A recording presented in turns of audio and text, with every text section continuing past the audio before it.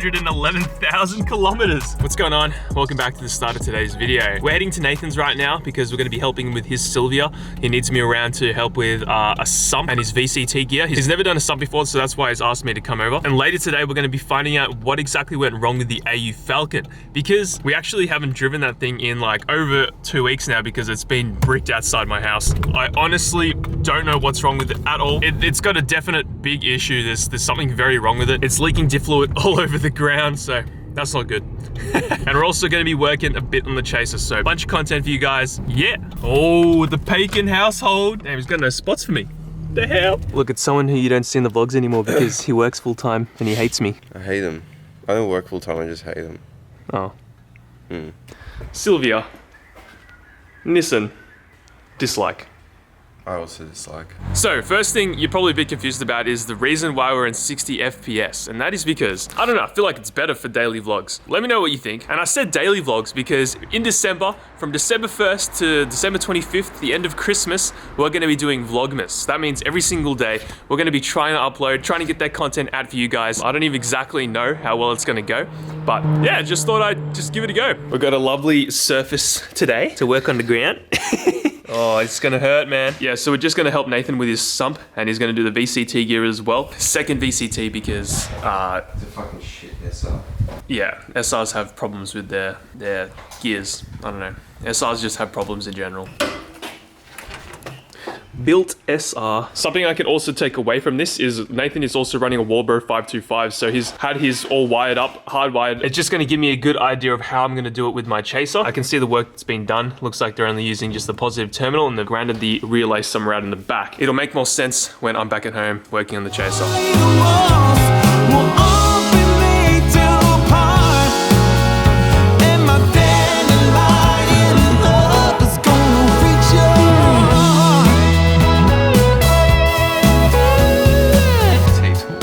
Custom VCT tool, Rex H Designs, Benki Apparel. I'll sell it. No, you gotta keep it. I'm gonna need to do a few more of these. Oh, we also have Andrew here. Andrew, you have one word to describe what you're doing. We're just on our way home now. Nathan was having a bit of problems with the VCT gear, trying to remove it because there's the rocker arm stoppers that were in the way of getting a tool on the cam to remove that VCT gear. So I'm pretty sure he's gonna come around later. We're gonna start working on the Chaser, but we got the sump on. It was looking good. Maybe we'll see him soon. I picked up some stuff from Jaycar so I can finish off the wiring with the Chaser. This should be good enough. Surprised how expensive little things like this are, but yeah, this poor thing, man. We'll take a good look at it a bit later, but it's leaking like diff fluid everywhere. Yikes, it stinks. Smells nice and good. Yeah, I haven't driven it in like a couple weeks time because I haven't fixed it. I'm trying to source a new diff for it because I kind of know what's wrong with it, and if I do end up fixing it, I want to upgrade it. Why replace it with standard parts, you know? All right, let's start working on this thing, the Chaser. Last night I went ahead and I started doing the wiring for the fuel pump. If you're not familiar with installing relays for fuel pumps, it depends on the fuel pump that you're running. If you're running like a Walbro 460 or a Walbro 525, or some of the fuel pumps that are out there that require more amperage, you need to do wiring to a relay. And that's because you need to hardwire your fuel pump. The fuel pump draws more energy, or it draws more amperage. I think I already said that. So you need to run a thicker wire from the fuel pump directly to the battery. And of course you can't have it wired directly to the battery at all times because then it would never turn off. So what you need to do is you need to put a relay in place of, you need to put a relay in like in the middle of that whole situation, you know? I'll explain it better in a second, but yeah, I've just been sort of like wrapping my head around the relay. I've installed a relay before on my MR2 when I had that, when I installed an alarm. It's sort of just like wigging me out doing a relay on a fuel pump because obviously if you get anything wrong, then it's pretty detrimental. You can cause your car to catch on fire, and yeah, you don't want to do that. Not good, not good. Quick little tutorial on how a relay works. Because I finally understand it really well, I can teach it. So this be the relay, and how it works is it essentially connects a circuit when you trigger it. So these are the two red wires that you can have doing whatever you want. In this case, we're using them to power the fuel pump. One of these wires will be going to the battery, the other wire will go to the fuel pump. These will always be connected. Now the circuit in here is only completed once the relay gets power. So you can even hear it here. So here's the power wires for the relay, positive and negative. If I just put them on the battery terminal, you'll hear the switch click over, and that completes the red wire circuit. So you hear that? I'm just poking it on, off.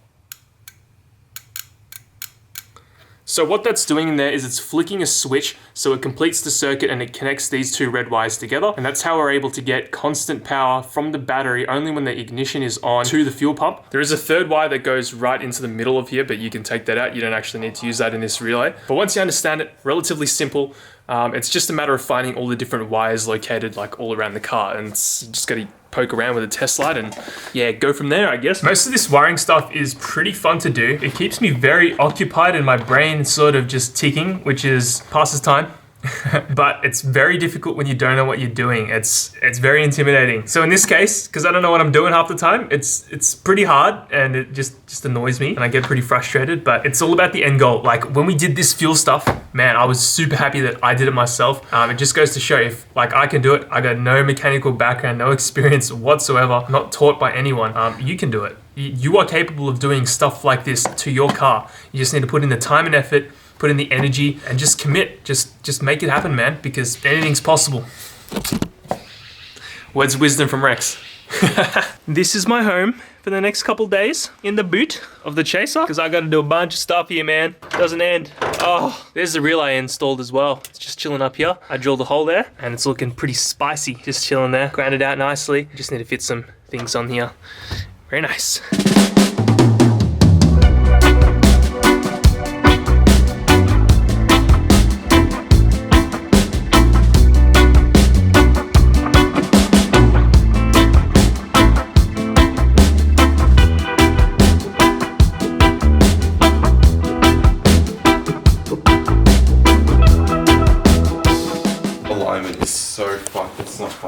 Stop bagging my Camry, bro. Dude, show your audience how quickly it goes through tires. You've been through more sets of tires than I have in my Silvia. The Camry's a beast, bro. Camry's a beast. It's because this thing... No, look here. You know, we should have installed a baffled sump on this thing today, not your Silvia. Yeah. This thing handles, dude. Yeah, no. Go, look at that one. What is that? Fucking idiot. Absolute idiot. Anyway, he had a kid on the back too. Yeah, crazy. All right, so I gotta explain to you what I've been doing over the past couple hours. You saw those time lapses. I was in my little hidey hole, the boot of the Chaser, and I gotta show you what I've done. So, just quickly, have a look. We'll start on the front actually. I know that I've already explained most of the front stuff. This is the best place to start. So, I've wired it all up. It's all ready to go. There's a fuse in line. It's a 30 amp fuse coming all the way down from the positive terminal. Comes all the way down here, through, down.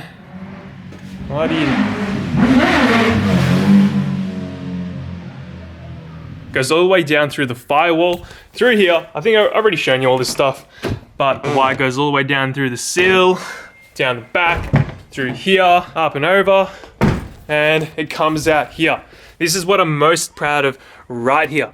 What I did is I put this like braid that I bought from J-Car and it looks super professional. I've got some zip ties. I think this is so we've got the breather right here. It's just zip tied on here, comes around, it's zip tied on the top of that little pipe thingo, and it goes all the way to the relay. And what I did is I also wired in a plug as well. So I crimped down the plug terminals and put it all together, and it's watertight. Doesn't really matter, but it means that if we ever need to disconnect these wires, we can disconnect it from here rather than the fuel pump assembly where this wire is going. So these wires go all the way down to where the fuel pump is going to be. Also, massive shout out to PJ. You know this man.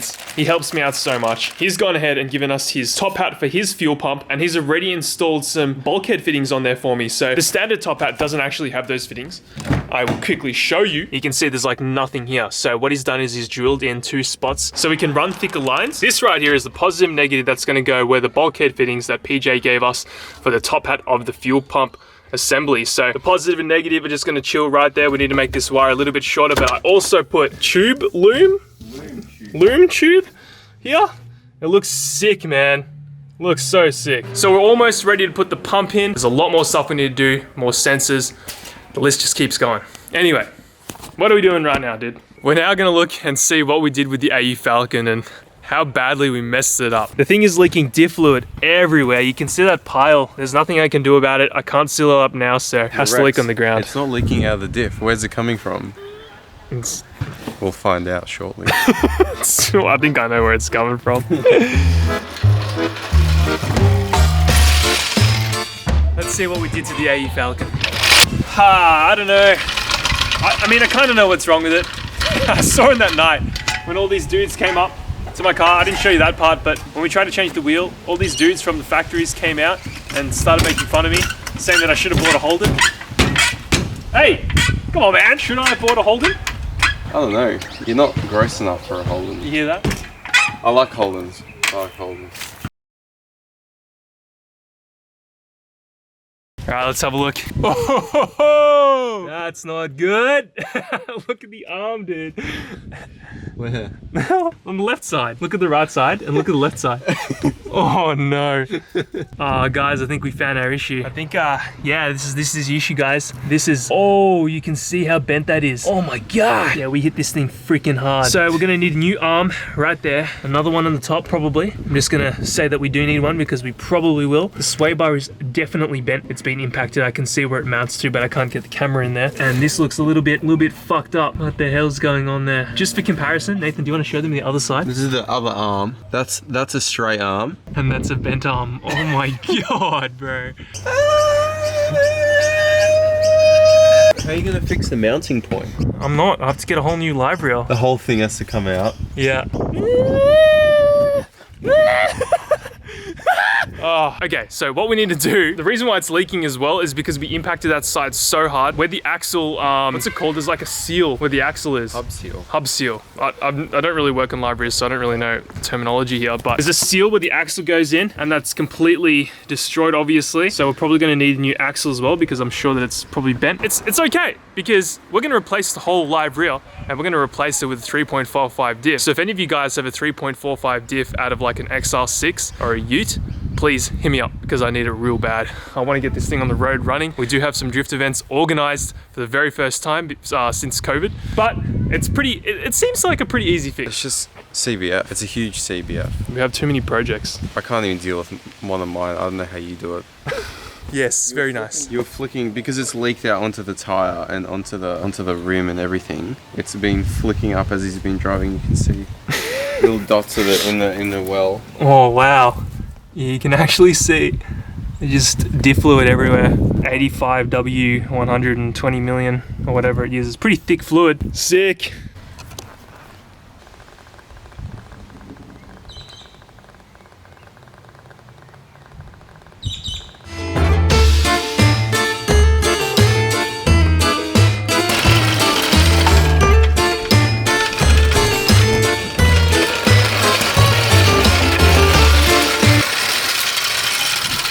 Where's my wood? Where's my wood?